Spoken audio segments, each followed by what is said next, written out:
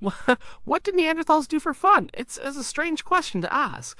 We picture them as survivors.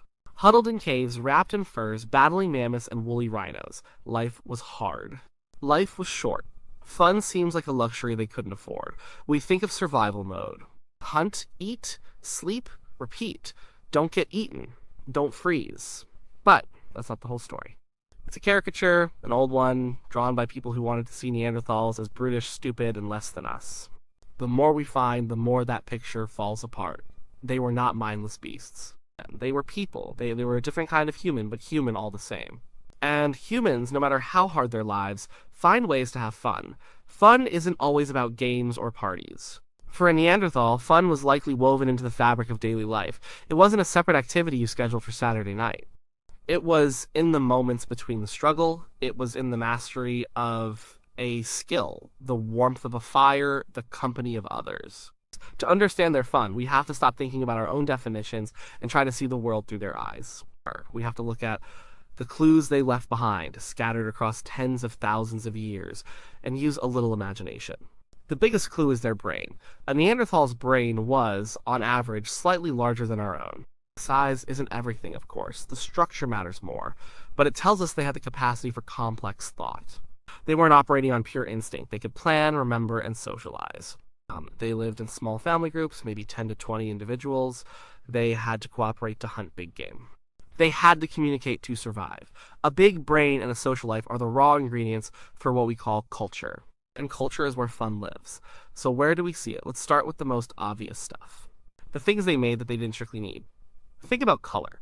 At Neanderthal sites all over Europe, archaeologists find chunks of pigment. Mostly red ochre, a type of iron-rich clay. They also found black manganese dioxide. These weren't just random rocks. The Neanderthals collected them. They ground them into powder. They heated them to change their color. They clearly valued this stuff, but why? The practical explanation is that they used it for tasks, maybe as an antiseptic on wounds, or to help preserve animal hides when making leather, or as a component in the glue or mastic they used to attach stone points to wooden spears. These are all real possibilities, survival first, but they used a lot of it. And they used it in places that suggest more than just practicality. They found ochre on shells that have been drilled with holes. They found it on the bones of the dead in some burials. This suggests a symbolic meaning. It suggests art. And the most basic form of art is decorating yourself. Imagine a Neanderthal group around a fire. The hunt was good. Their bellies are full. A young man takes a piece of soft limestone and mixes it with animal fat to make a paste. He smears the red ochre across his chest, drawing lines on his arms and face. It's not for camouflage. It's not to keep warm. It's for show. It's to say, I am me. It's to mark his place in the group. It's a form of expression. Is that fun? Yes. It's a creative act. It's a social act. It feels good to look good, to be seen, to belong. This wasn't just finger painting. They made tools to process these pigments. They had grinding stones and palettes. This was a deliberate, planned activity. The desire to add color to their world was a real part of their lives. It was an aesthetic choice. And making things beautiful, or at least interesting, is a form of pleasure. Then there's jewelry. This is one of the strongest arguments for Neanderthal fun and symbolism. At a site in Croatia called Krapina, researchers found a set of eagle talons. They were about 130,000 years old. These weren't just scraps from a meal. The talons showed cut marks and polishing. It looks like they were deliberately removed from the bird, cleaned and strung together to be worn as a necklace or a bracelet. Why an eagle? Eagles are not easy to catch. They are powerful, impressive birds. Wearing their talons is a statement, it's a trophy. It says something about the skill and courage of the person who wore it. It's a way of showing off. And showing off feeling proud of an accomplishment is a kind of fun. It's a source of satisfaction that goes beyond a full stomach. This wasn't a one-off find. At other sites, we found shells with holes drilled in them. These shells often came from the coast, but were found at sites far inland. That means someone carried them for a long, long way. They weren't carrying them for food. They carried them because they were beautiful. They had a nice shape, a pleasing shimmer. They were special. They took the time to drill a hole, probably using a sharp stone point, and then thread a piece of sinew or cord through it. Think about the process. Finding the perfect shell, carrying it back to camp, carefully working on it so it doesn't break. The focus, the concentration. And then the final product. A simple necklace. It serves no purpose for survival. It doesn't make you warmer or safer. It just makes you feel good. It's a small act of creation, a moment of joy. That's play. That's fun. The evidence for Neanderthal creativity gets even more compelling. In a cave in France called Bruniquel, there are strange structures deep underground. Far from the entrance, in a place of total darkness. The structures are rings and mounds made from stalagmites that were deliberately broken off the cave floor and arranged. There are hundreds of them.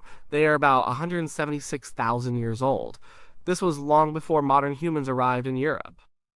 This was purely the work of Neanderthals. What were they doing? We don't know for sure. It's too deep and too elaborate to be a shelter. It could have been for some kind of ritual. A sacred space. We see traces of fire on the structures, so they were down there with torches, performing some kind of activity in the flickering light. Was this fun? Maybe fun is the wrong word, but it was a communal, creative, and non-survival based activity. It required cooperation. A group of them had to work together to break all those stalagmites and arrange them just so. They were building something together. It shows a shared purpose, a shared idea. It's a hint of a complex inner world, a world of myth or ceremony, and participating in something bigger than yourself with your community is a deep source of human satisfaction. We also have small hints of what you might call doodling. At a site in Germany, a huge Ice Age deer bone was found with a pattern of chevrons or V shapes carved into it. It's clearly intentional. It's not just butchery marks from cutting meat off the bone. Someone sat down and carefully scraped this pattern into the surface. Why? Maybe it was a story. Maybe it was a map, or maybe it was just a pleasing pattern. The act of carving, of creating order from a blank surface, can be meditative and satisfying. It's a simple kind of play. So we have color, jewelry, and maybe even architecture and art. These are the physical things, but what about the things that leave no trace? And what about the fun that happens between people? Let's talk about music. Did Neanderthals sing? We can't know for sure, but we can make a very good guess. We have a small bone from the Neanderthal throat called the hyoid. It's a U-shaped bone that anchors the tongue and larynx. The shape and position of the Neanderthal hyoid bone is almost identical to our own. This suggests they had the physical ability to produce a wide range of complex sounds. They also had the gene known as FOXP2, which in modern humans is crucial for the development of speech and language. The Neanderthal version was the same as ours, so they had the throat for it and the genes for it. It's almost certain they had a complex vocal language, and if you have language, you almost certainly have song. Singing is a human universal. Every culture on Earth does it. It's a way to tell stories, to soothe babies, to coordinate work, and to express emotion. It feels good to sing, especially with other people. Picture it again. The group is around the fire after a long day. The wind is howling outside the cave. One of the elders starts a low chant. It's a story about a great hunt from long ago. Others join in on the chorus. The rhythm builds. Some might start clapping their hands or banging a stick against a log.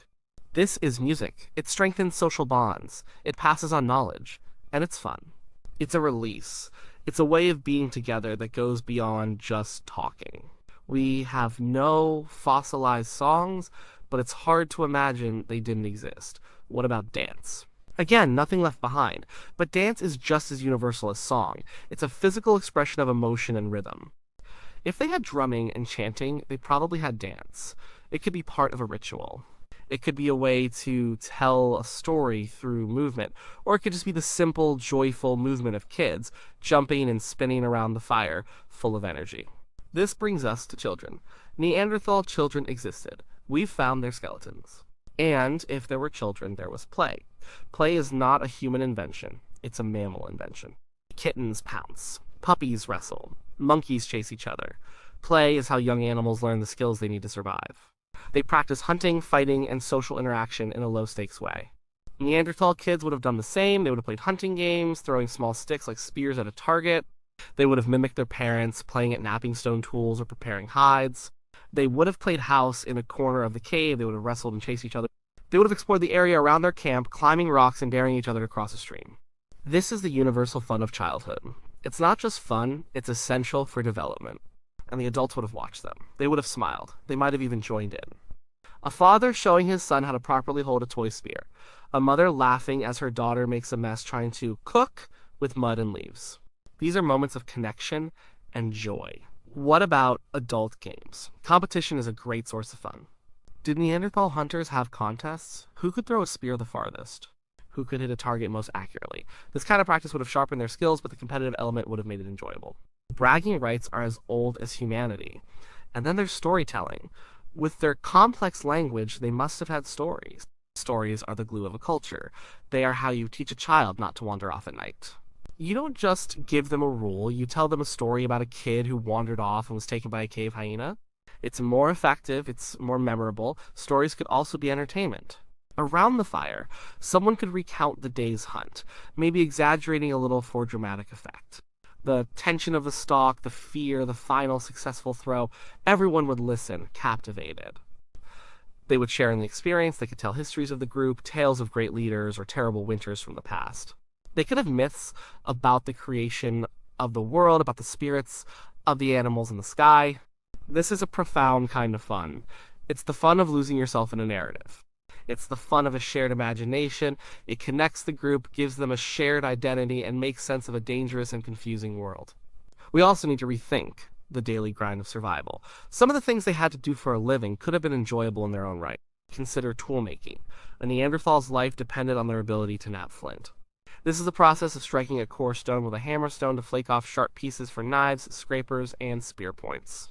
It is an incredibly difficult skill. It requires knowledge of the stone, a steady hand, and an ability to think in 3 dimensions, to see the tool inside the rock. For a master napper, the process could have been deeply satisfying, the feeling of a perfect strike, the ringing sound as a perfect flake comes off the core. The focus and concentration where the rest of the world fades away. It's a state of flow. We experience this today when we get lost in a hobby, whether it's woodworking, painting, or playing an instrument. For a Neanderthal, this essential survival skill could also have been a source of pride and pleasure. They would appreciate a well-made tool, not just for its function, but for its form. The symmetry, the thinness, the wicked sharpness of the edge, there is beauty in craftsmanship. The hunt itself, while dangerous, could also have been a source of excitement. The thrill of the chase, the adrenaline, the intense cooperation required for a group of hunters to bring down a giant steppe bison. It would have been terrifying, yes, but the success, the moment of victory, would have been exhilarating. And after the hunt came the feast. A successful hunt meant more than just food. It was a reason to celebrate. The whole group would come together to butcher the animal and cook the meat over the fire. The smell of roasting fat, the taste of fresh food after days of hunger, the feeling of community, of everyone sharing in the bounty.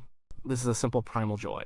Feasting is a universal human celebration. For Neanderthals, it would have been a moment of relief, security, and pure pleasure. We shouldn't forget the quieter moments, just sitting together, grooming like other primates do, to maintain social bonds and hygiene. Just watching the landscape, a Neanderthal might have sat on a ledge overlooking a valley at sunset. They wouldn't just be looking for game, they might be appreciating the view. The colors in the sky, the shape of the distant hills, we have no way to prove this, of course. But why assume they lacked a sense of wonder? An appreciation for beauty is not a modern invention. All of this paints a very different picture of Neanderthal life. It was not a constant, miserable struggle. There was room for more. There was room for art, for music, for stories, for games, for pride, and for beauty. We have to be careful not to project our modern ideas onto them. Their fun wasn't our fun. They didn't have hobbies in the way we do. The line between work and play was blurry, or maybe it didn't exist at all. Fun was not a separate category. It was integrated into their existence. Making a beautiful spear point was both work and play. Singing a story song was both education and entertainment. A feast was both nutrition and celebration. The old view of Neanderthals as subhuman was convenient. It made us feel special, like the inevitable winners of evolution. But the evidence tells us they were a successful and resilient type of human who survived for hundreds of thousands of years in a tough environment. They cared for their sick and elderly. We have skeletons of individuals who had debilitating injuries but lived for years afterward. And that means someone fed them, protected them, and looked after them. This capacity for empathy and compassion is the foundation for a rich social and emotional life. A life that must have included joy and fun. So what did Neanderthals do for fun? They decorated their bodies with color, they wore jewelry made from the talons of eagles and the shells from a distant sea. They told stories in the firelight. They sang songs that echoed in their caves. Their children played and laughed. They took pride in their skills. They celebrated a successful hunt with a feast. They found satisfaction in community and creativity. They did what all humans do. They found ways to make a hard life meaningful. They found moments of grace and beauty in a brutal world. Their fun was not a frivolous escape from reality. It was part of what made them human. It was the expression of their complex minds, their deep social bonds, and their resilient spirit. They played, they created, they connected, and in doing so, they survived.